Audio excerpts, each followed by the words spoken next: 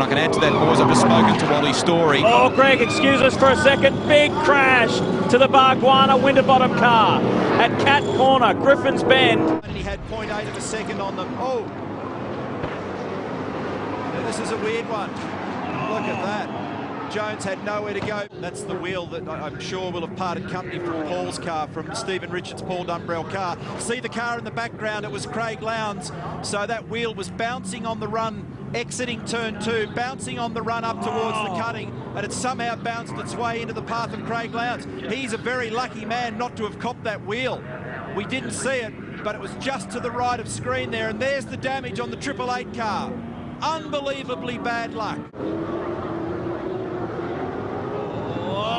There was a touch to car number 33 was involved in that. That's the Holdsworth Skyfleet car, and Skyfleet was the one at the wheel at the time. Look at that, rain on the lens, greasy conditions. Two cars do not run side by side down into the dipper. That's the sister car. It's big contact with the wall. So yeah, I had a feeling that you could see that left rear wheel hanging out, but I wasn't going to stick my neck out because it had so much damage on it from earlier in the day. Big contact there.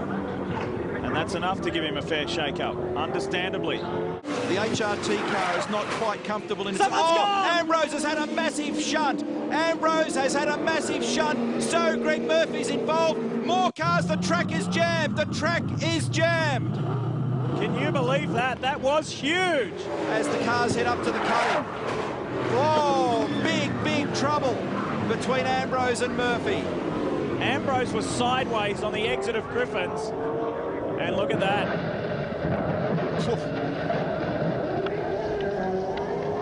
They were coming up, they were almost side by side. We take you on board the WPS Ford with Max Wilson heading down into the S's, bang, knocks it in backwards. And that was very early on. It's on board now with Andrew Jones from Tasman Motorsport. He just completed an outlap. This is his first flying lap in car 3, and look at that, very much reminiscent, I think, of Jason Richards' switch to the 23 car for the remainder of the afternoon. But this was the most frightening one. At 270 kilometres an hour, Stephen Richards, the car just aggressively broke left and went straight into the wall. You crest the top of the hill, look to the left, and it was because of the traffic to the right that trapped Jack in that position.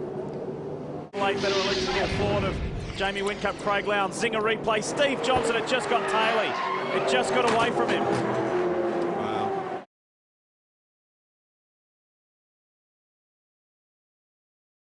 The entry of Paul Radicic. Here's the replay. Watch here. No, he's run out of the road. Look at this, and he's gone. Oh my goodness me, that is a shocker.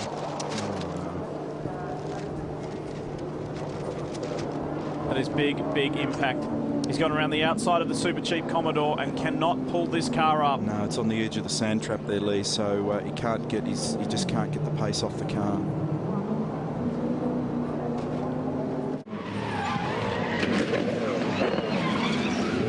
Smack that wall on the outside, just past Skyline very aggressively. Here's the replay of what happened to Anthony Tratt in the Toll HSV car. Oh, it turned in, got it sideways. Big impact with the wall, back of the car, badly knocked around there. Comes into frame, totally out of shape. That's our remote camera up on top of the wall there. Because we are going to have an incredible finish to this race. Chase ran out of the road on the outside. My goodness me, that's an off at 300 Ks. It flew right across the road. Thank goodness there wasn't another car there. Why was that? Was there some technical issue with the car? He tried to drive it out the other side, but he couldn't quite get it up to the verge. What a ride. Jason Richards, look at this. Whoa. Zinger replay, Jason Richards. He couldn't steer the car. Could not steer the car. Debris all over the racetrack. He fired the Fujitsu entry. He had big impact at turn 2.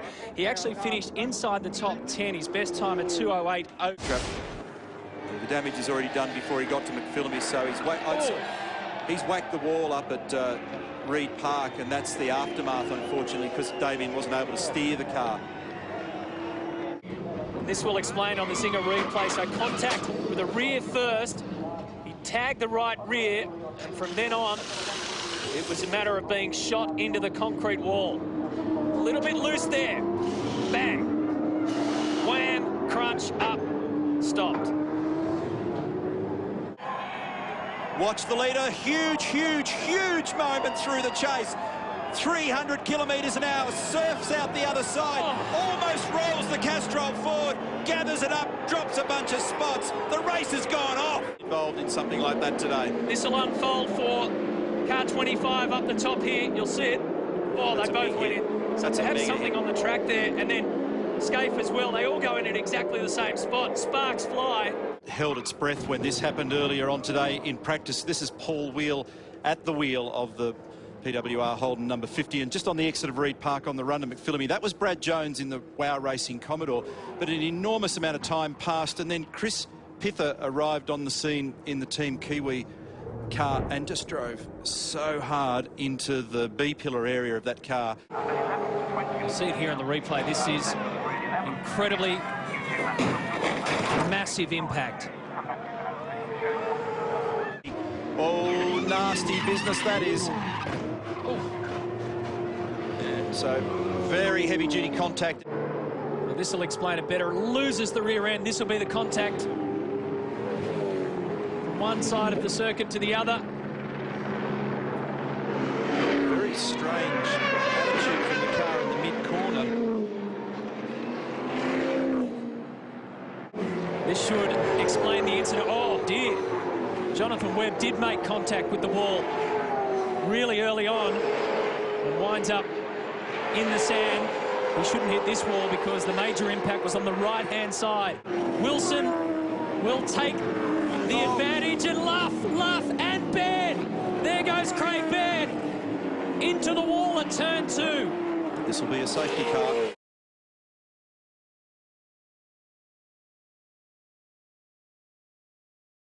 Drag him out of the car, and then the number 13 entry with Andrew Fisher behind the wheel has found the wall yet again this weekend. Given the amount of... So this Zinger replay will explain that is super fast and super hard.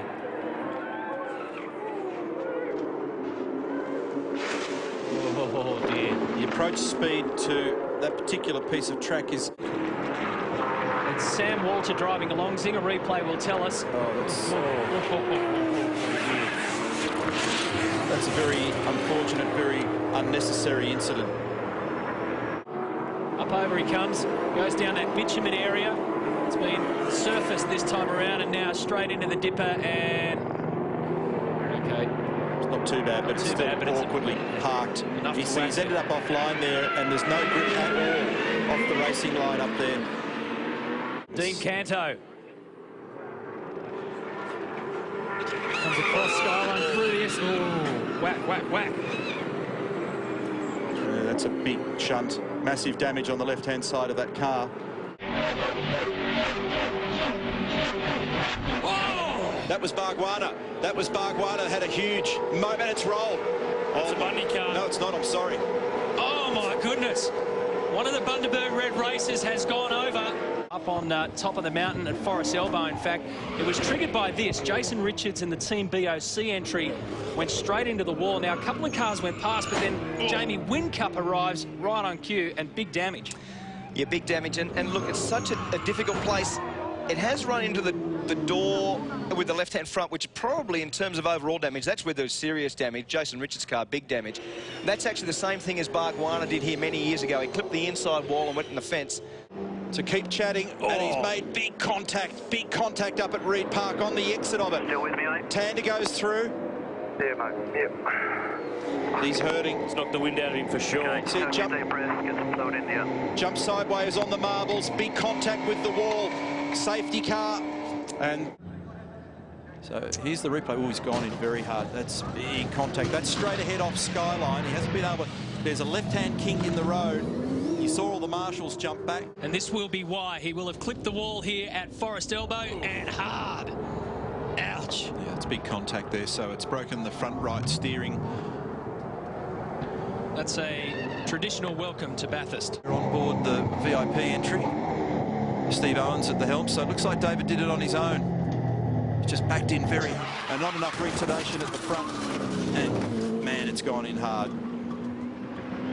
It did happen to Wayne Gardner back in 2002 in practice in the David Bernard car. Yeah, it was a Stone Brothers car at the time. And that's the scary side. That flame racing straight back to the car. It hasn't stopped. It hasn't got any front brake. It's locked the rears, so we've seen this over the years. Oh, that's so it's gone in hard. Mate, just talk us through what happened. Haven't seen it myself, Larko, but from what I can remember, I just clipped the inside wall at turn 3 and huge damage. This is young Chaz Mostert. We've seen an unbelievable run from him this year. And have a look at that damage, Crompo. That was a very fast accident. And it's his debut in the main game here this year. What a terrible way to get started for him. It's the same spot Kevin Barton came unstuck in the Camaro all those years ago. Watch this. Murph comes up. He's wide, really wide. And he will go straight into this wall at huge speed. It's major damage, and in fact, that's a mega shunt. Back at Mount Panorama, we've got a red flag in practice 6, and here's the reason why. Warren Luff driving Garth Tander's number 2 Holden Racing Team Commodore, unable to stop. Smashes into the back of Craig Lowndes, Red Bull Racing Holden Commodore. Here it is again.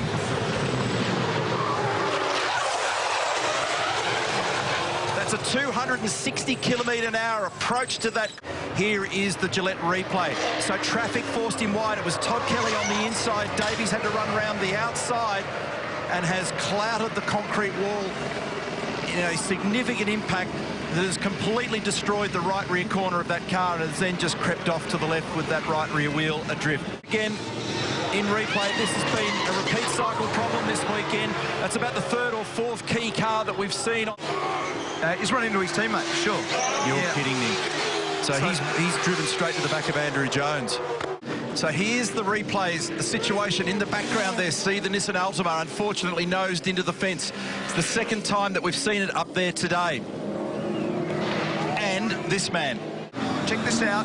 He was gone. He was sideways. This is similar to Murphy, similar to Mostert from last year. Done it on his own. He just gyrated by himself. Now, I wanted to make the point about car 1. Oh, the safety car's back out again. You're kidding me. So big contact with the wall there.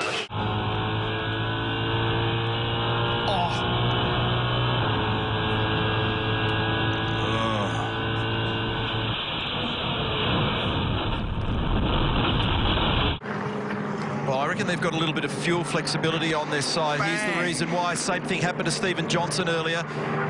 Making contact with the wall there. So this is Tim Slade, clobbered the wall on the left, climbing up towards Sulman Park. So he's gone into the wall at the cutting. So rear end stepped out. That's also been popular this weekend, and big, heavy contact with the wall. Target speed in there is about 85km/h at the apex of the... Oh, there might have been a bit of contact here. Nah, he just got wide. He did it to himself. There was some racing, bit of gamesmanship in this. So down the inside was Van Gisbergen, and he was just out in the grey. He was just out offline.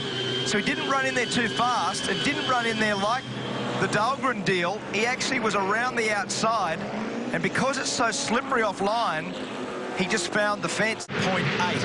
It was only 1.5 tenths slower than his best time. Look at this up the inside. Massive shot at turn 2 again.